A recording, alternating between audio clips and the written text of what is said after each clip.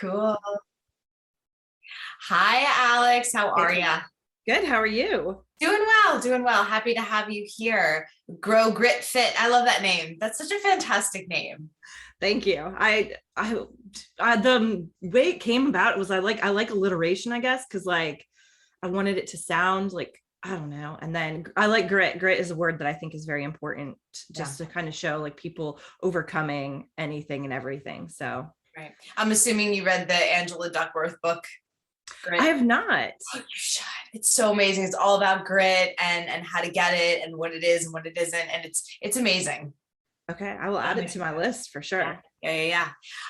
So let's start from the very beginning, how you got to Grow, Grit, Fit. What was your relationship like with food and your body growing up? Oh, yeah. So we'll start with what how it was when I was growing up. I was when I was younger, I was adopted. But in that transition, I went to a few different homes.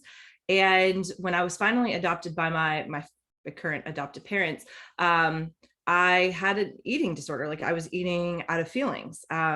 So it was like my mom said I had no hunger or fullness cues, and it was like very heavily emotional eating. And my relationship as with food as a child and then early teenage years was like it was a way to like make me feel comfortable Sure. and make me feel loved or like feel good because I loved that feeling of feeling extremely full. And even as an adult, I still kind of like um when I understood what binging was, I had to like understand that you like how to kind of work through eating out of feelings and eating out of like, is this something that I just am craving, or is this something I'm eating because I want to feel better, and like separate the two. Sure. But yeah, as a child, that was my relationship with food. And then it kind of morphed into like a poor relationship with my body because I was always the bigger child in my family. And the things my mom did to help me kind of stop overeating was like, I mean, this was 90s. She did what she could in the 90s, but some of the things that she did was like I had to take fish oil before every dinner. I had to drink 3 cups of water before every dinner, and like ways to make me feel full before we eat. And that kind of just like made, and I think I remember very well, I don't think, but I remember a doctor telling me that if I continued eating the way I was going to do, or I did, I was going to become fat, and fat was not something I wanted to be. So that stuck with me for a long time. And then teenage years, all of that, I struggled with weight. I was never the skinniest girl. I have very broad shoulders. And, I always looked a little bit, I never was the skinniest one. So I struggled with body image and eating. And then I just wouldn't eat for days. As a teenager, yeah, you just go through that weird phase of like trying to fit in, and you think your body is the most important part about you. So you don't eat, or you eat very little, and you're like, I can just eat 1 meal a day and I'll be fine.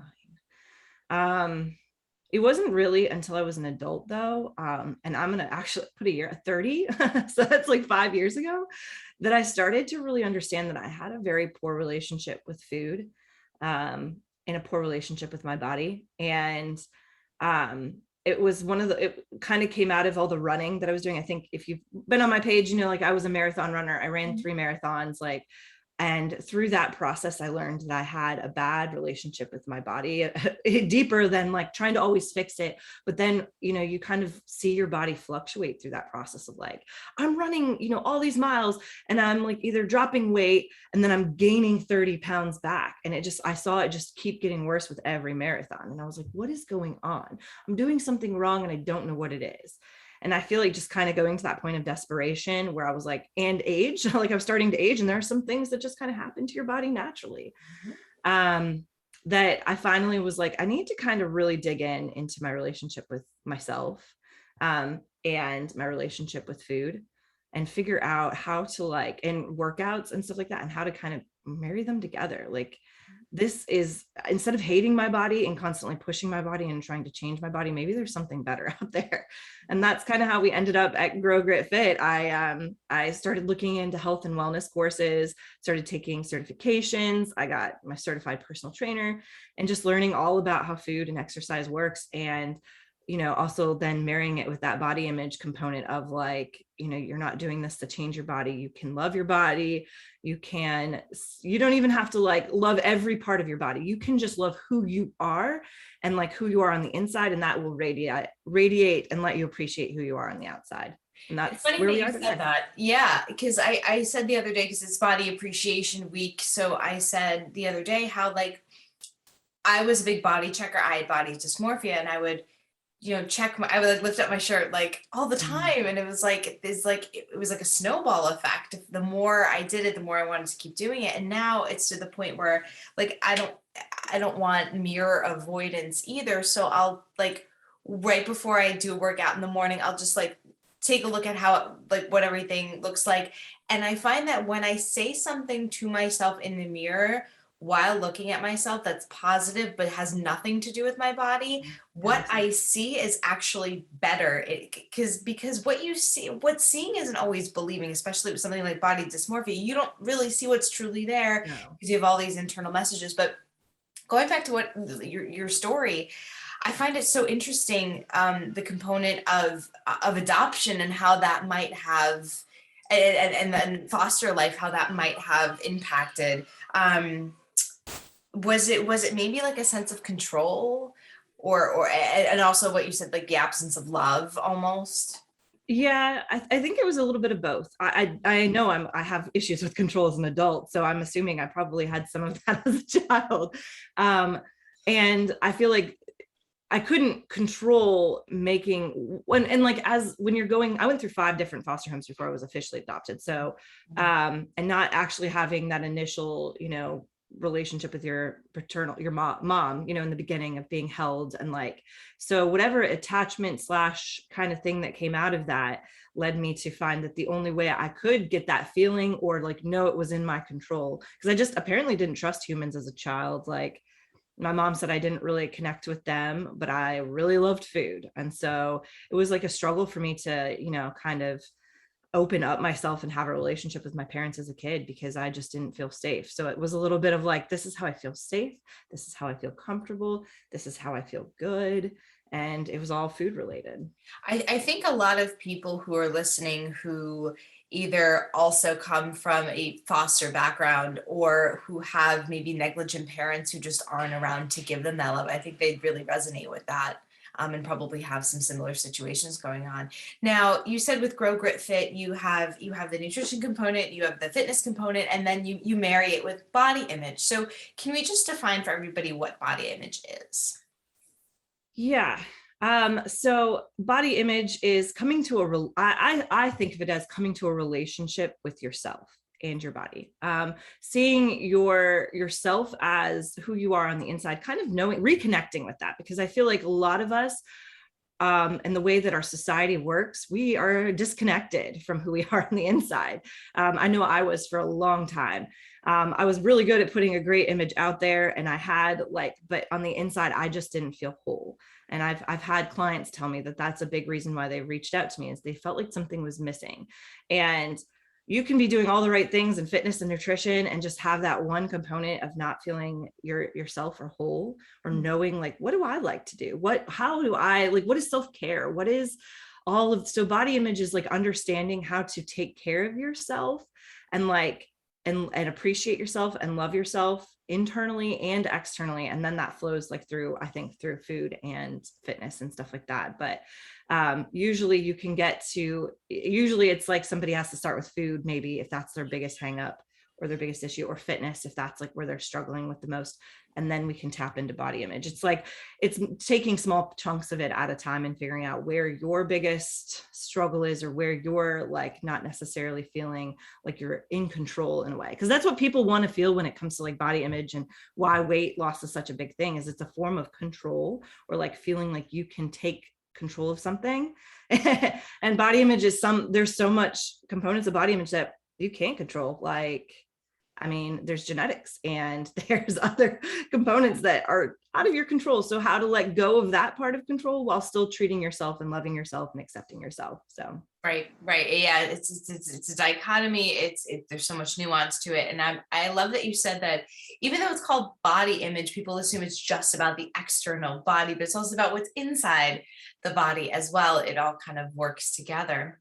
So, what are the benefits of accepting your body and reframing health to not just be a physical thing? What will people gain from yeah. working with you, or improving their body image overall?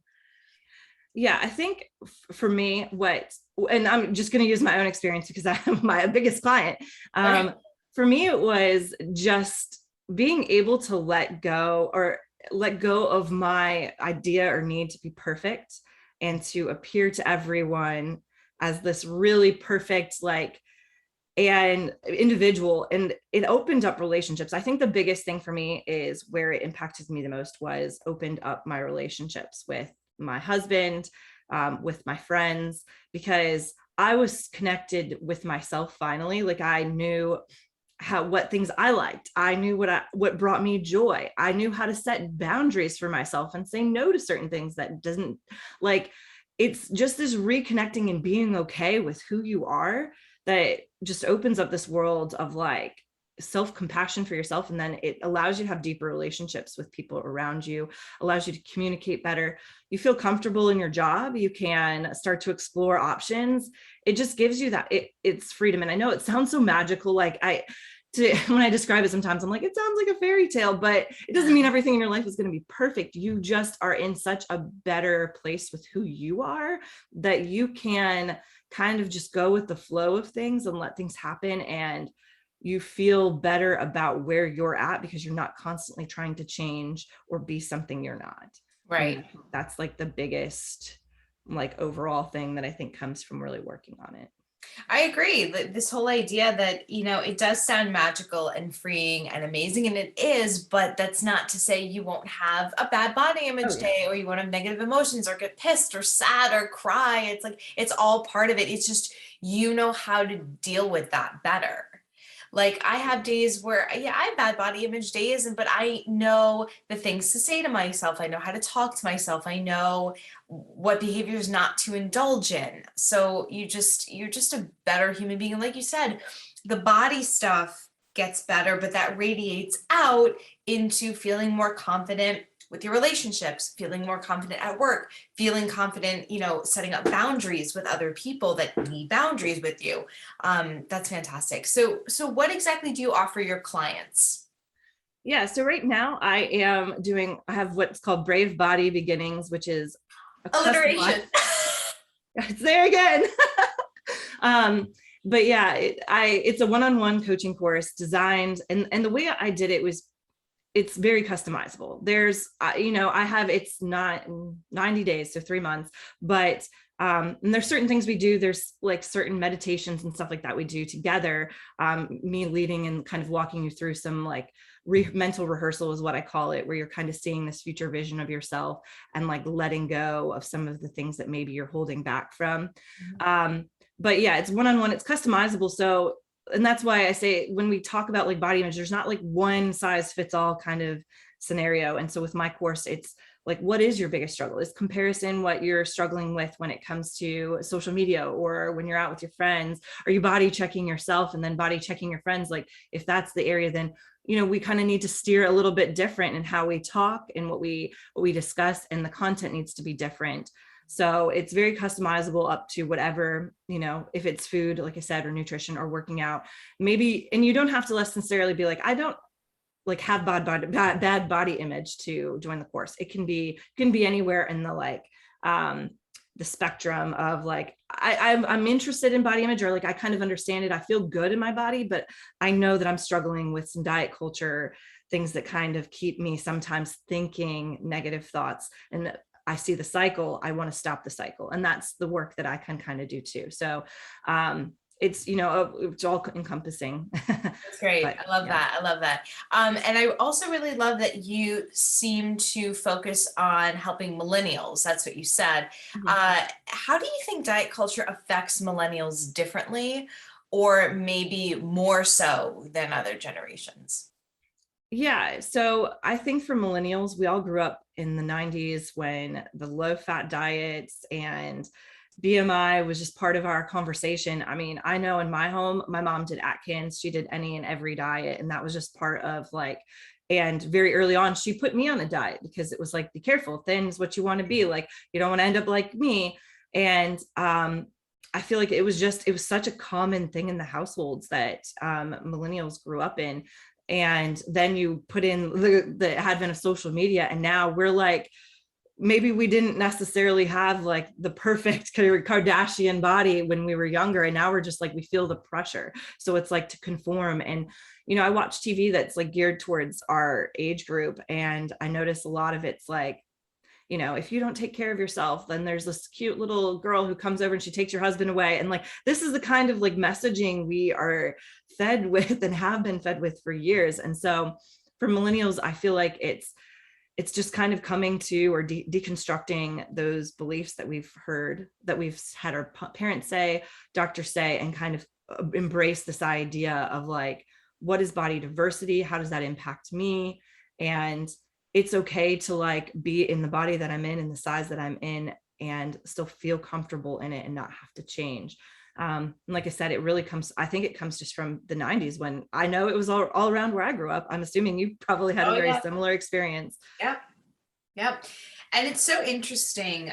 And I have to hold space for compassion for the people who brought us that fat phobic, you know what I mean? It's like that doctor that said, you don't want to be fat. Like, clearly he was fat phobic. He was afraid of being fat if he wasn't already in a larger body. And then your mom, like, she, her narrative was probably, I'm in a larger body. I'm uncomfortable in a larger body. I have this daughter that I love. I don't want her to feel uncomfortable, so I'm going to do everything I can. But it's really, it's not the way to do it, but it's something to recognize, holding space and self-compassion for people who, do it like that. But yeah, the 90s, man, they were brutal. We had snack wells, we had those, what is guilt-free something, I don't know. Oh my gosh.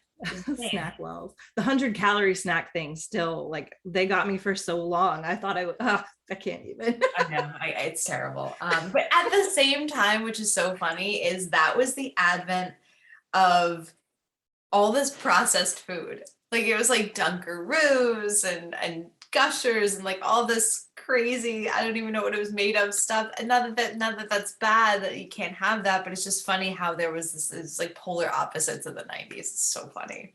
Yeah, like, and nutrition was a weird thing in the 90s. Like, if you think about it, because everything that they did was fat free, was full of sugar. So like, I don't know, we're so chemicals or whatever, whatever it was to still make it taste good without the fat in it. Oh my gosh.